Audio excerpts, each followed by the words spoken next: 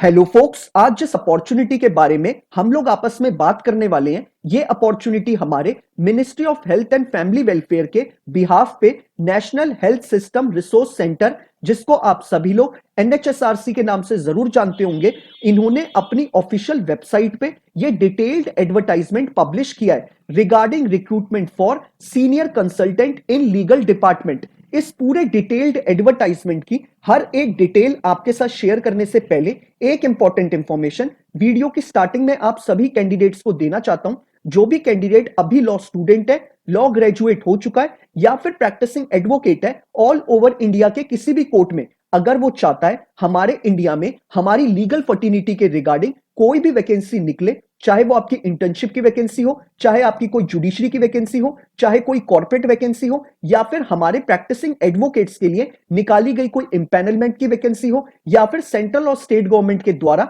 निकाली गई कोई बैंक की वैकेंसी हो, या फिर पीएसयू यानी पब्लिक सेक्टर अंडरटेकिंग की वैकेंसी हो, it means all over India में हमारे लीगल फर्टिनिटी के रिगार्डिंग कोई भी वैकेंसी निकलेगी, उस वैकेंसी के रिगार्डिंग आप सभी लोगों को इस चैनल पे टाइमली अपडेट मिल जाएंगी, ताकि आप टाइमली ही इन रिक्रूटमेंट प्रोसेसेस का पार्ट बन पाए और जल्दी से जल्दी एक अच्छी अपॉर्चुनिटी को ग्रैब कर पाए। तो मैं चाहूंगा जिस भी कैंडिडेट ने अभी इस चैनल को सब्सक्राइब नहीं करा है, वो मेक श्योर करे कि वो इस चैनल को बिना सब्सक्राइब करे ना जाए, ताकि उससे कोई भी लीगल अपॉर्चुनिटी की अपडेट मिस आउट ना हो।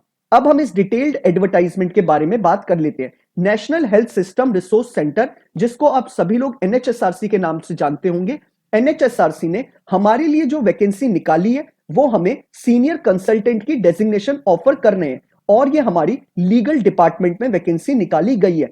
एनएचएसआरसी ने हमारे लिए जो जॉब लोकेशन रखी है वो हमारी न्यू दिल्ली रहने वाली है। साथ ही साथ एडवर्टाइजमेंट में क्लियरली मेंशन करा गया है कि ये जो हमारी जॉब है वो हमारी कॉन्ट्रैक्चुअल बेसिस की जॉब है, यानी हमारा 1 साल का कॉन्ट्रैक्ट बनेगा। अगर आपके सुपीरियर्स को आपकी परफॉर्मेंस अच्छी लगती है तो आपके कॉन्ट्रैक्ट को रिन्यू भी किया जा सकता है और उसे एक्सटेंड भी किया जा सकता है। अब बात कर लेते हैं हम इसमें रोल्स एंड रिस्पॉन्सिबिलिटीज के ऊपर। आपको सुप्रीम कोर्ट, हाई कोर्ट और सारे कोर्ट्स में जहां पे भी इनके मैटर लिस्ट होंगे वो आपको मॉनिटर करने पड़ेंगे, और साथ ही साथ उन पूरे प्रोसीडिंग्स की आपको प्रोग्रेस रिपोर्ट भी देखनी पड़ेगी। साथ ही साथ इन्होंने क्लियरली मेंशन करा है कि आपको ड्राफ्ट पैरावाइज, मतलब आपको रिप्लाई फाइल करने पड़ेंगे पिटीशंस के पैरावाइज, और वो चाहे सुप्रीम कोर्ट के हो या फिर हाई कोर्ट के हो। इट मींस जो भी आपका लीगल काम होता है वो सारा काम आपको इनके एनएचएसआरसी के लिए करना पड़ेगा, और आपको कई जगह यूनियन ऑफ इंडिया को एज अ लीगल रिप्रेजेंटेटिव आपको प्रेजेंट करना पड़ेगा। साथ ही साथ आपको लीगल मैटर हैंडल करने हैं और आपको काउंटर करने हैं एफिडेविट्स, आपको एफिडेविट्स के रिप्लाई फाइल करने हैं behalf of union of India और ministry of health and family welfare के बिहाफ पे, यानी आपको सारा लीगल काम है जो कि आप कोर्ट में करते होंगे। अब बात कर लेते हैं हम एलिजिबिलिटी क्राइटेरिया के ऊपर। एलिजिबिलिटी क्राइटेरिया में क्लियरली मेंशन करा गया है कि आप अगर एक एलएलबी ग्रेजुएट है फ्रॉम अ रिकॉग्नाइज्ड यूनिवर्सिटी तो आप इस प्रोसेस का पार्ट बन सकते हैं। एक्सपीरियंस में बोला गया है, इन्होंने क्लियरली मेंशन करा है कि आपके पास मिनिमम 4 साल का एक्सपीरियंस होना चाहिए एज अ प्रैक्टिसिंग एडवोकेट, और उन 4 साल में मिनिमम 3 साल आपने गवर्नमेंट के साथ काम करा हुआ होना चाहिए, तभी आप इस रिक्रूटमेंट प्रोसेस का पार्ट बन पाएंगे। अब बात कर लेते हैं एनएचएसआरसी के लिए डिजायर्ड कैंडिडेट कौन सा है। इन्होंने क्लियरली मेंशन करा है कि उन कैंडिडेट्स को प्रेफरेंस दी जाएगी जिन्होंने काम करा है एनएचएम या फिर आरसीएचएस के साथ नेशनल और स्टेट लेवल पे, और इन्होंने एलिजिबिलिटी क्राइटेरिया में रखा है कि आपको नॉलेज और एक्सपीरियंस होना चाहिए कोर्ट मैटर्स को हैंडल करने का हाई कोर्ट और सुप्रीम कोर्ट ऑफ इंडिया में भी। और साथ ही साथ इन्होंने एलिजिबिलिटी क्राइटेरिया में बोला गया है कि आपके पास एक्सीलेंट कम्युनिकेशन स्किल्स होनी चाहिए, ड्राफ्टिंग स्किल्स होनी चाहिए, और आपको कंप्यूटर यूज करना आना चाहिए। साथ ही साथ इन्होंने बोला है कि आपके पास स्ट्रॉन्ग इंटरपर्सनल रिलेशंस की स्किल होनी चाहिए, कम्युनिकेशन स्किल होनी चाहिए, और टीम वर्क स्किल्स भी आपको होनी चाहिए। तो ये आपका सारा एलिजिबिलिटी क्राइटेरिया बताया गया है इस एडवर्टाइजमेंट में। अब बात कर लेते हैं एज क्राइटेरिया के ऊपर। इन्होंने क्लियरली मेंशन करा है कि अगर आप बिलो 55 इयर्स ऑफ एज है तो आप इस पूरे रिक्रूटमेंट प्रोसेस का पार्ट बन सकते हैं। अब बात कर लेते हैं रेम्यूनरेशन के रिगार्डिंग। सैलरी में इन्होंने बोला है कि आपको 90,000 से लेके 1,50,000 रुपीज मंथली बेसिस में प्रोवाइड करे जाएंगे, और आपकी जो जॉब लोकेशन है वो आपकी दिल्ली रखी गई है।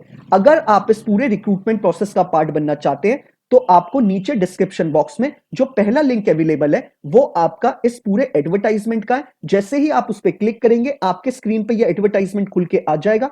आप चाहे तो इसे डाउनलोड कर सकते हैं या फिर स्क्रॉल डाउन करके वहीं पढ़ सकते हैं। नीचे डिस्क्रिप्शन बॉक्स में ही आपको जो सेकंड लिंक अवेलेबल होगा, आप जैसे ही उस पर क्लिक करेंगे आप डायरेक्टली एनएचएसआरसी की ऑफिशियल वेबसाइट पे चले जाएंगे, जहां पे आप अपने फॉर्म को फिलअप कर सकते हैं। आपको मेक श्योर करना है कि आप बिफोर 28 ऑफ नवंबर 2023 इस फॉर्म को फिलअप कर दे, तभी आप इस रिक्रूटमेंट प्रोसेस का पार्ट बन पाएंगे। अगर आपको इस फॉर्म को फिलअप करने में किसी भी तरीके की कोई प्रॉब्लम अराइज होती है तो आप सभी जानते हैं कि आप लोग मुझे इंस्टाग्राम या ट्विटर पे टेक्स्ट मैसेज ड्रॉप कर सकते हैं या फिर यूट्यूब के कमेंट बॉक्स में भी कमेंट ड्रॉप कर सकते हैं। मैं मेक श्योर करता हूं कि हर एक कैंडिडेट को टाइमली रिप्लाई कर दूं, ताकि वो अपने प्रोसेस को जल्दी से जल्दी खत्म कर पाए और अपनी प्रिपरेशन उसी अकॉर्डिंग शुरू कर पाए आगे की। बाकी अगर आपको ये वीडियो पसंद आया हो तो आप इसे लाइक शेयर जरूर करिएगा, और अगर आप चाहते हैं कि ऐसे ही हर एक लीगल अपॉर्चुनिटी के बारे में आपको टाइमली अपडेट मिलती रहे तो आप मेक श्योर करिएगा कि आप इस चैनल को बिना सब्सक्राइब करे ना जाएं। Thank you so much.